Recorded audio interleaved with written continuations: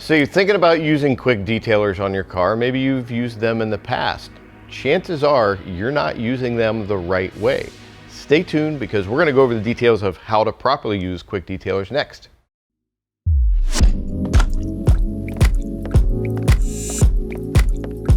Okay, quick detailers. They've been around for a long time. There's a lot of different formulations out there from a lot of different companies.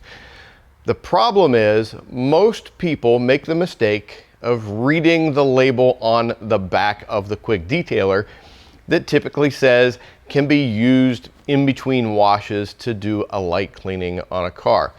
Does that work? Yes. But the downfall to that is you are swirling up your car in the process. There's no two ways about it. I don't care what kind of product you're using. If you're using it in lieu of a proper 2-bucket method wash, you are going to scratch the surface of it. How do you want to use a quick detailer then?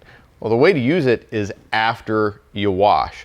Wash the car. You can do it part of the drying process or after you're finished drying. Put a little bit on the surface, wipe it off. It just adds a little bit of gloss, a little bit of protection. Most quick detailers don't offer a lot of protection, but it's better than nothing on the car at all.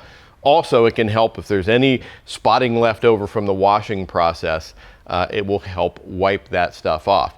Now, the thing that gets us, we've done videos about it before, but going to an event and you see people, they've driven their cars there, and they break out the quick detailer, they break out the same towel that's been in the back of their car all summer long, and they proceed to wiping the car down. All they're doing is grinding the dirt in, and typically you go up and see those cars, and as you expect, they are dust free, but they have swirls all over the finish.